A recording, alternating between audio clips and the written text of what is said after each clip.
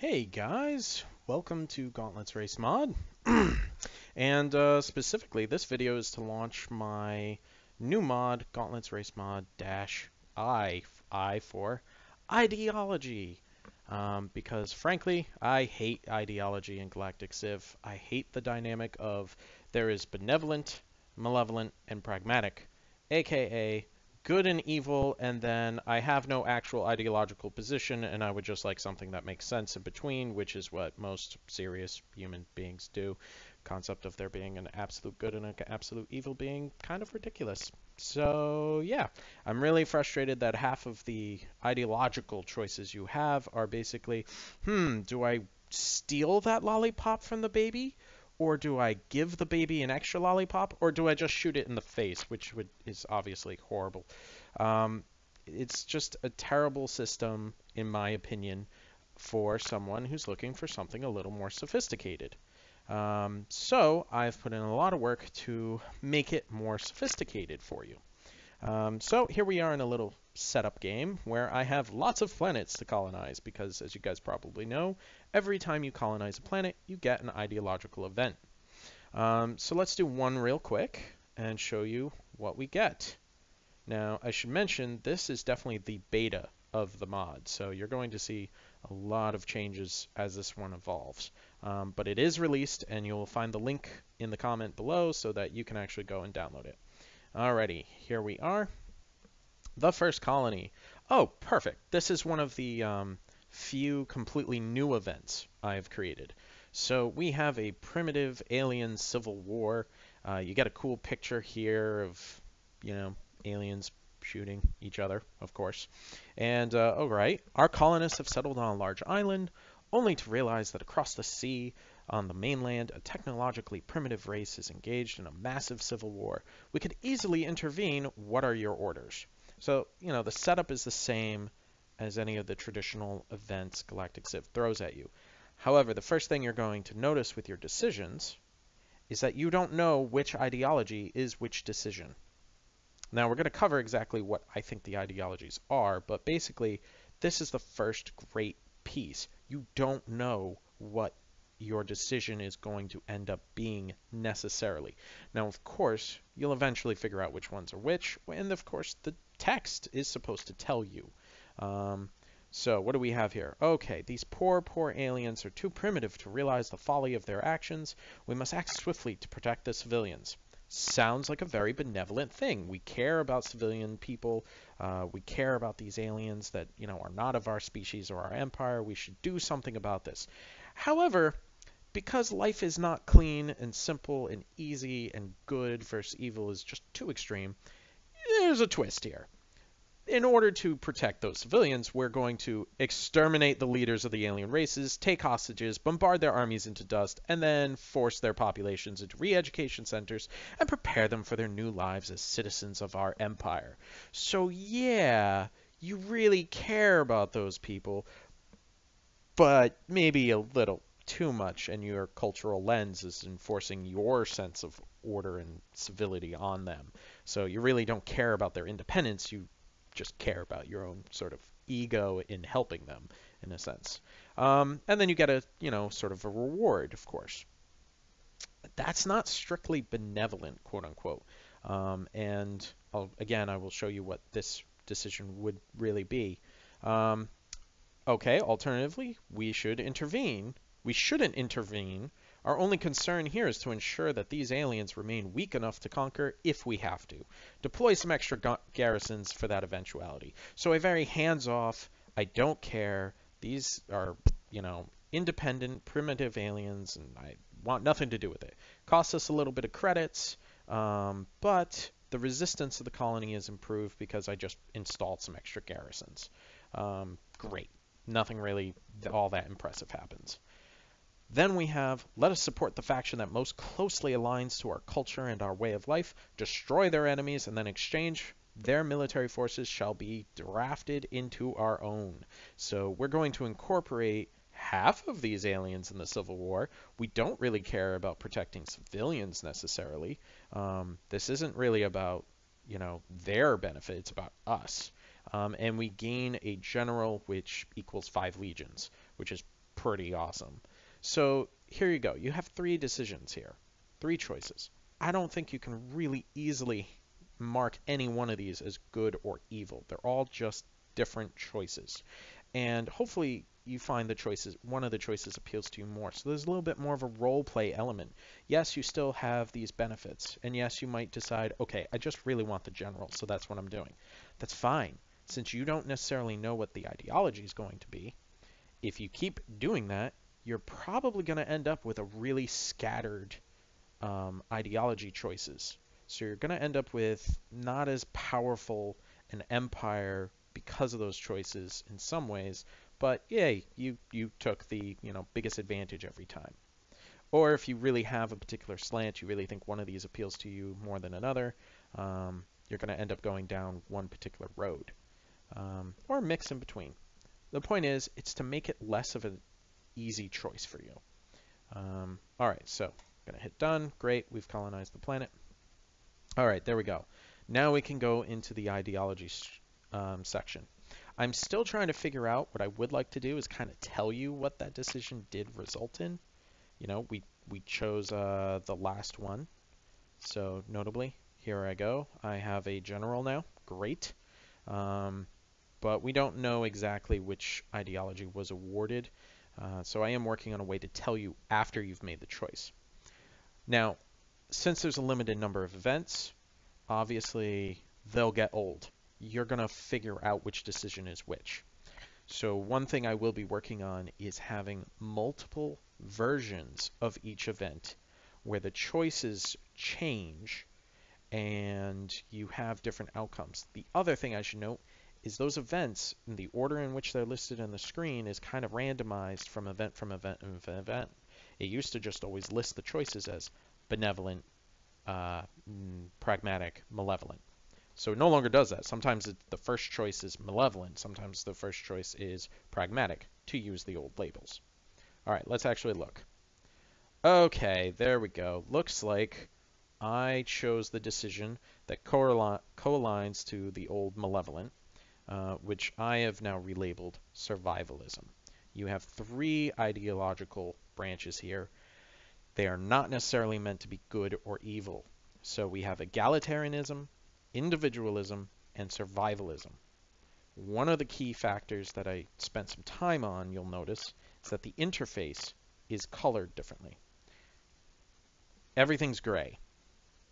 That's the whole point of this mod, because everything is gray. Not blue for good, and I think yellow for whatever, and red for evil. Ooh. Now, yeah, sure, some of the icons still kind of do that, but the interface has been changed so that there is no blue, there is no red, they're all the same, and it should help sort of deconstruct the sort of mentality you might have had from playing this game of, oh, this is the good chain, this is the evil chain. All right, so what are these about? Well, egalitarianism is really meant to sort of represent a collective view. So there's some collectivist stuff in here, aka communism. Now, sure, yeah, there's a little bit of talk of, shall we say, rights and the benefits of people and like making sure that everyone is taken care of, so to speak.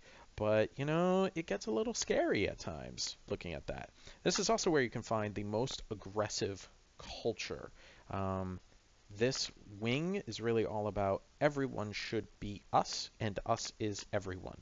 We are all about spreading our culture, taking over. Everyone should be, enrolled in one global community, if you will. It's really the opposite of capitalist, and it's the opposite of individualism, and it's the opposite of nationalism in some ways. So it's kind of good guy sounding, but like I said, it can get a little less. This equality branch is really, really inspired by communism. So command economics awards a worker, an engineer, and a farmer, and your gross income is minus 5%. Okay, so notably, I really need to spend more time trying to balance these all out. You might find some of these are really overpowered in this video. It's fine. I'm working on it. great chain. Getting a worker, an engineer, and a farmer right away is just awesome. You can really make your homeworld really powered that way. There is a downside of negative 5% gross income to the entire empire. That is going to hurt you later in the game. And that's another thing I'm adding to this, is that I want these to feel like real choices. So they're going to have downsides. All right. Not always, but quite often. All right, moving forward on this chain, if you go to the second one, okay, your politicians no longer care about class, and class is something we don't have to worry about in our glorious equal future. Okay, awards 3 leaders. Very powerful. That's great. Morale is also improved. So this one probably should have some sort of downside. That's really awesome.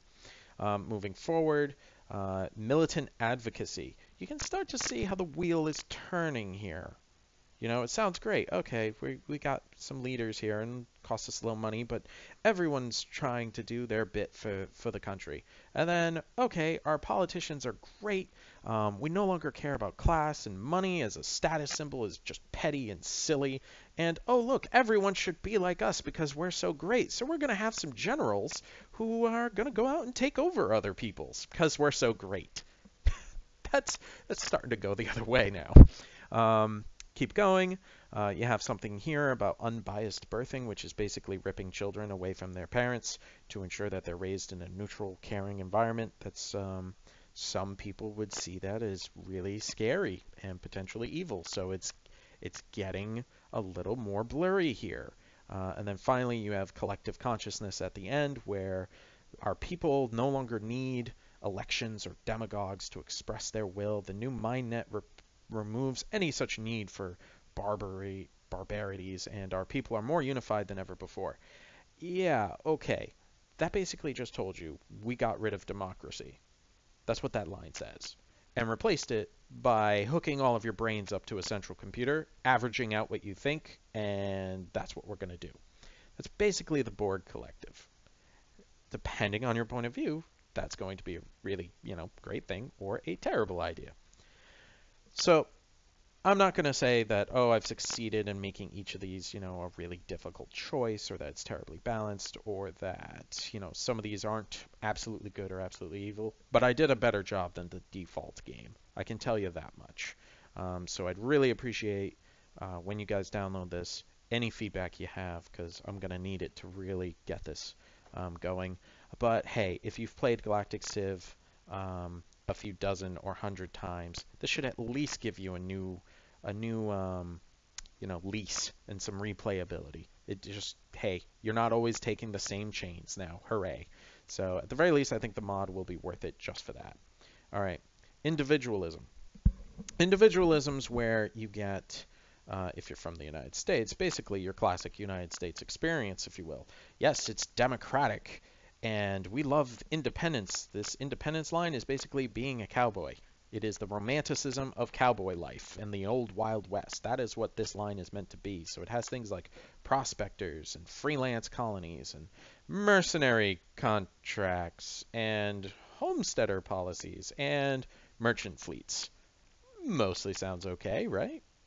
Except for maybe that mercenary contracts bit there. But, pretty good, quote unquote, if you feel that way. But this chain also has things like just hedonism. Life is short and worthless without joy or pleasure. Society exists to create opportunity for the greatest number of people to be as happy as possible and nothing else. Wow, okay. I know a lot of people who take issue with that on every side of the political divides. So, yeah, individualism, that sense of independence and the romanticism of the cowboy, but also the sheer hedonism involved and the wealth gain is in here as well, and those are sort of the side effect chains. This one here, attainment, is really basically every evil thing you can think of that comes from corporations based out of the United States, etc. So, basically just absolutely, not good. Certainly not collectivist. So, you got your democracy, you got your independence, but then you got, hedonism and pure greed. That's this chain. So again, really trying to shake things up and make it less about good, evil, and whatever. All right, and finally we have survivalism. This is the one I struggled with the most. Um, you know, most of the time you talk about politics and ideology, someone's going to bring up left versus right, and it's a spectrum, and it's really just, you can break that down into what mode of economics you ascribe to. Are you collectivist or individualist about economics? Or, what form of government you ascribe to. Is it really about being very liberal and democratic, or is it about the strongman dictatorship, or, junta, etc., etc., etc.? Those are the two main paradigms, and I didn't really have a good way.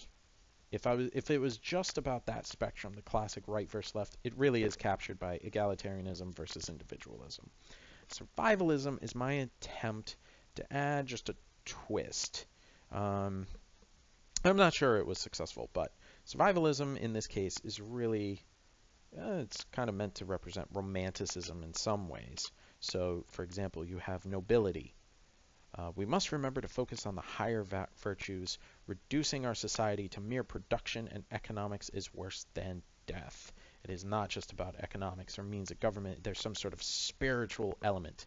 And in particular, this one you'll find kind of represents martial values, which, at times we think is, really cool and interesting and noble and better, or whatever. It starts with warrior ethos. It moves on to pride and glory and honorable and venerable worlds and peerless virtue. You are so well respected, other races will literally go to war with your enemies if they invade your homeworld. It's very, sort of maybe the Stoic society is what this chain kind of represents. So I think that's a neat angle. But then you also have, and that's a positive sort of angle, but then you also have this chain here just straight up called obedience. Basically, the needs of the state come first because we live in a horrible galaxy and everything's trying to kill us. Period. That's kind of the ethos of this chain. So you start with, hey, we're going to have a police state. We're going to enforce law and order upon our population, and that has few serious drawbacks, in your opinion.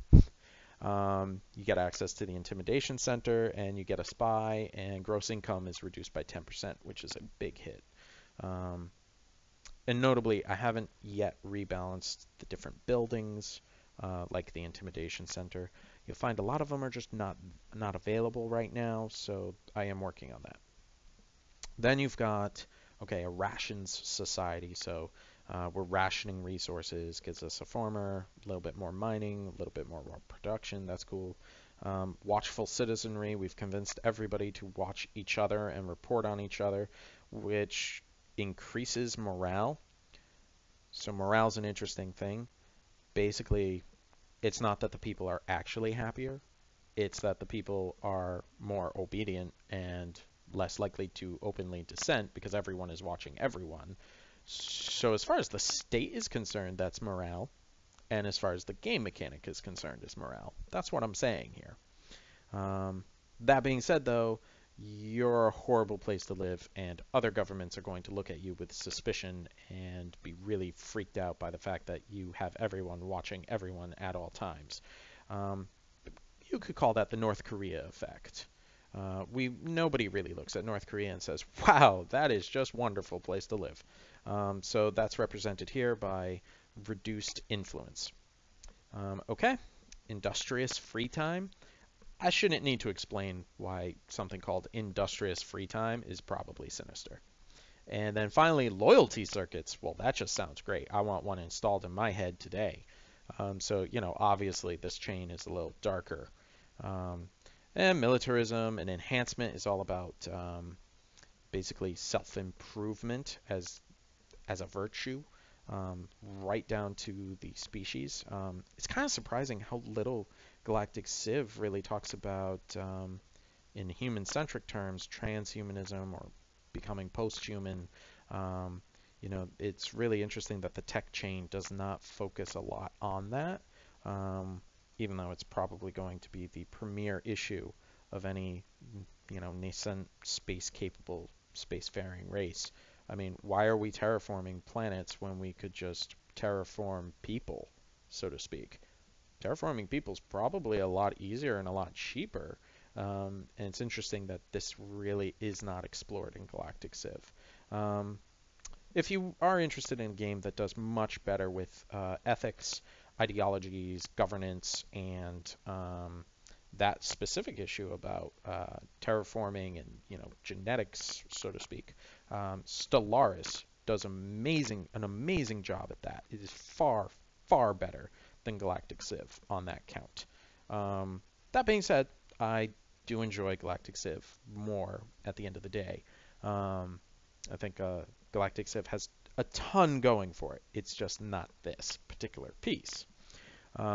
Okay, so that's enough about the chains. So you've got whole new ideology chains, whole completely rebalanced. Each event has been different and a bit randomized. Let's see another one. This is one of the original events. And as you can see here, I have work to do. I wrote too much crap. It's going off the screen here.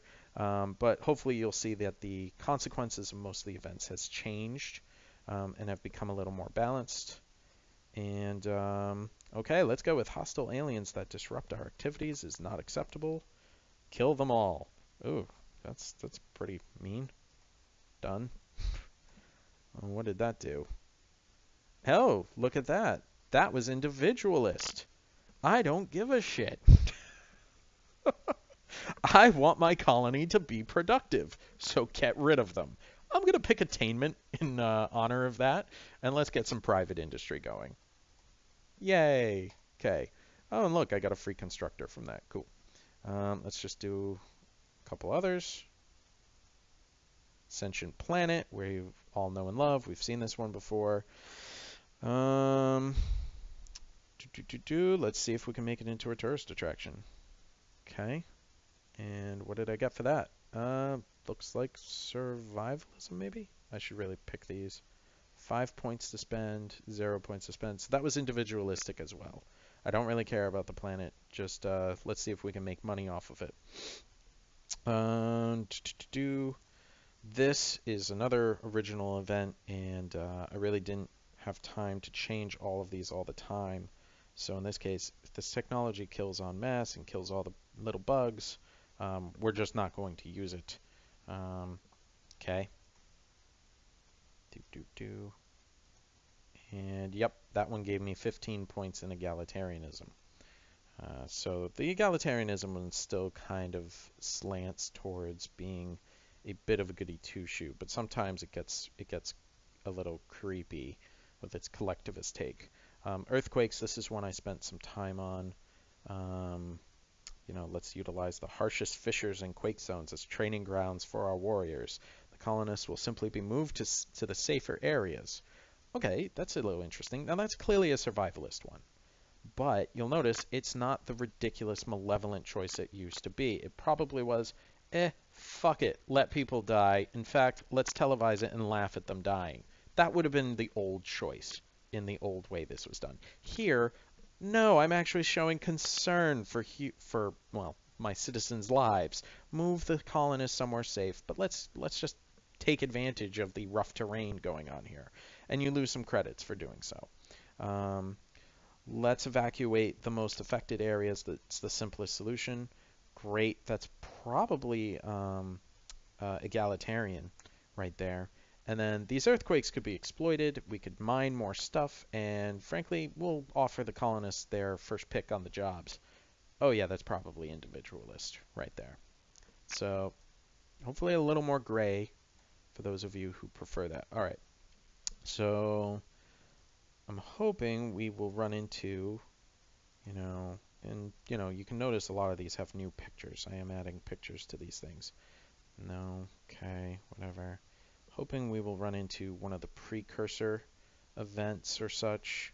We might just get unlucky and not run into them, but just so you know, all the DLC have been taken into account. So all of the DLC will be valid. There we go, there we go. Now, all right, so for those of you who have it, this is from the Lost Treasures DLC. Most of those events give you a new improvement or ship component. You will see that these are pretty much unchanged, except Note, no ideology points awarded for this event. Quite a few of those were, in my opinion, really stupid. I'm sorry, they just were. You know what? This choice gives you the force shield component, and it extends to the whole fleet. That used to be benevolent because protecting multiple ships is benevolent, and this choice here, which gives you a single really powerful shield and protecting one ship, was malevolent. Huh. How exactly? Even by Galactic Civ's own original ideology system, that makes no sense. It's just a practical reality. It's just a matter of saying, okay, what would be best to defend my empire? A single shield unit that's really super great on a spaceship, or something that protects the whole fleet, or, oh, shields for all my ships. So you know what? I haven't had time to necessarily rebalance this and actually make it a moral choice. So instead, I just said, screw it, it's not a moral choice. It's just a choice. It's just a practical choice. So there is no ideology points for this. A lot of them I did do that too. A lot of the ones from Lost Treasures. Because they really had no moral choice involved. Some of them did, and so I kept that. You will also notice with some of the choices, they actually reward you a little bit of ideology in two different areas, not just one. So it is possible to get an event and pick a choice and get 5 points in individualistic and 5 points in survivalism, for example, or even collectivist and survivalism. And in theory, I suppose collectivist and individualism, but I don't think I've done that, actually. And there are some choices where the practical benefit is really high, but frankly, the moral choice you're making is so watered down and not really an ideological choice at all that it awards no ideology points, and other choices do. Overall, some of you will probably be really uncomfortable with that. Some of you care more about balance or what have you than I do. I'm looking to make the game more interesting and make ideology more interesting, period. That's it. It's more of a role play aspect to me.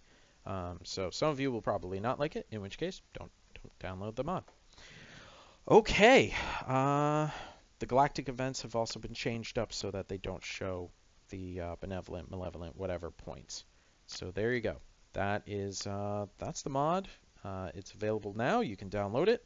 And I really hope you enjoyed this video. I'll be doing another one later. All right, guys, thanks so much. And yeah, please give me any feedback you have, either in the comments below or on the download page. Thanks.